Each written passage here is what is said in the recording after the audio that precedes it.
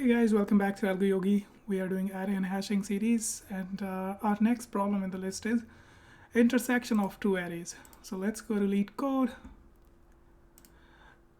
Given two integer arrays, nums1 and nums2, return an array of their intersection. I'm sure you guys know what an intersection is.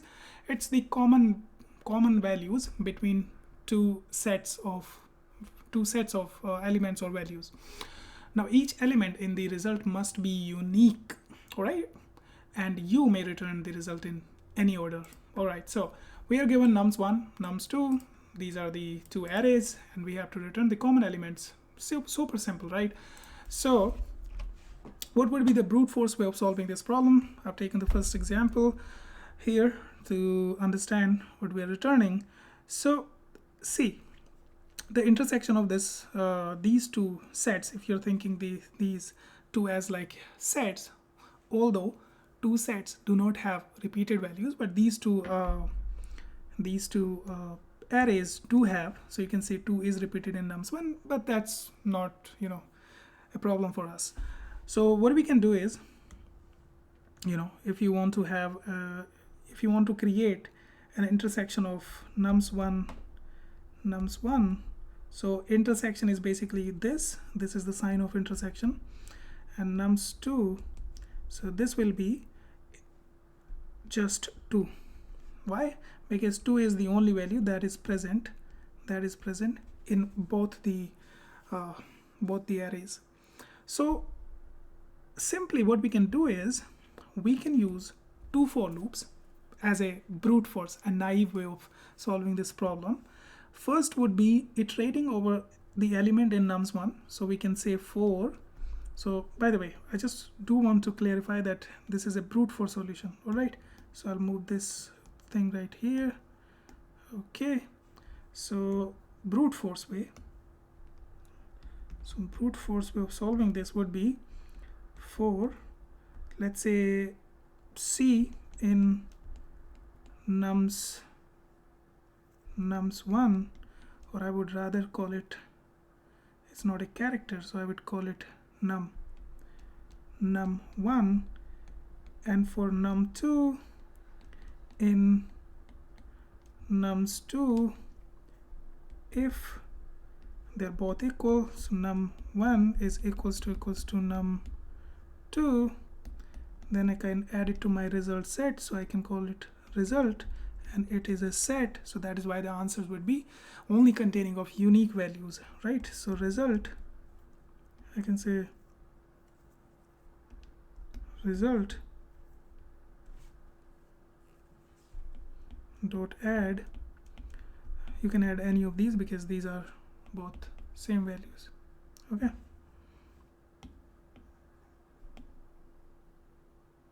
awesome. So that's it, and then you can finally return your result as list. So you can just put this inside list. So that is your brute force answer. Here the time complexity of this solution is big of n into m. That's because if n is the size of nums1 and m is the size of nums2, and space complexity is actually big of 1, which is constant, because actually no, it's not constant, it's, we can say, call it k. K is the unique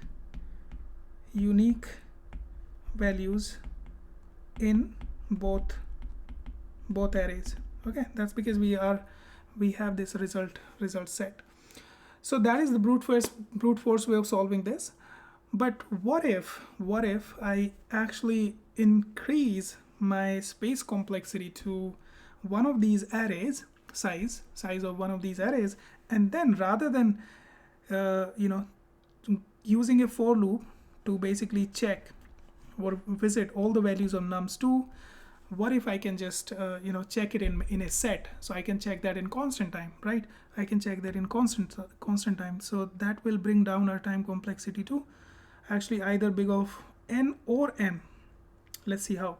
So if what I do is I still have my result set, okay, and so I create another set. I'll call it nums1 set, and this will be the set of nums1 values. So nums1, all the values. Okay, so what I'll do now is for num in nums2,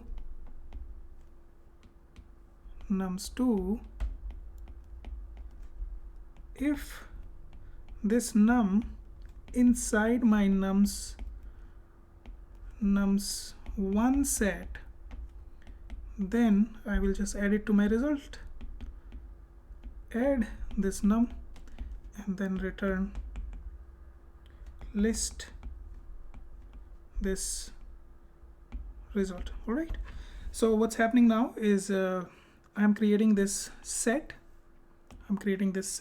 So this will give me 1, 2, and 1, and then I will visit all the values. So there's only just 2 values, 2 and 2, and 2 is present here, so only 2 will be added to my result set. All right, so that will be our answer. And here we brought down the time complexity of this solution from the brute force solution to big of m. So I'll call it big of m, where m is the size of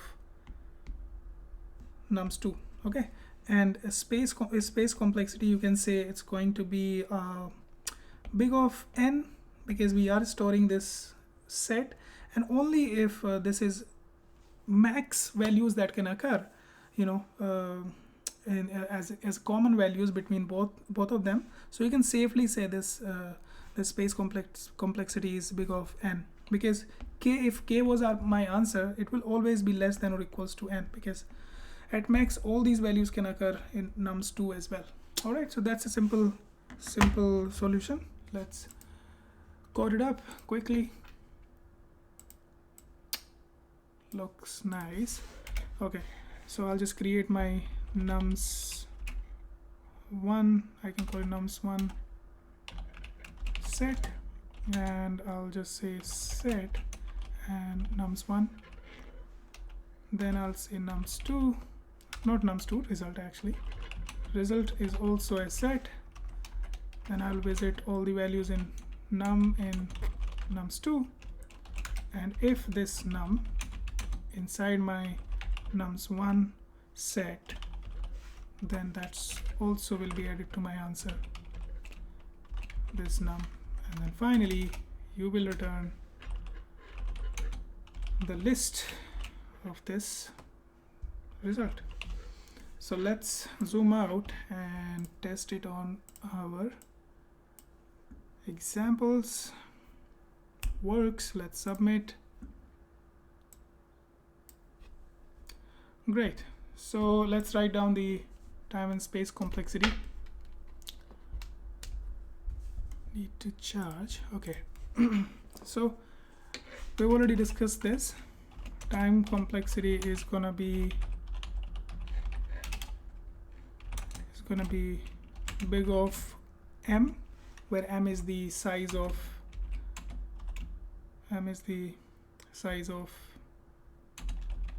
len of nums2, and space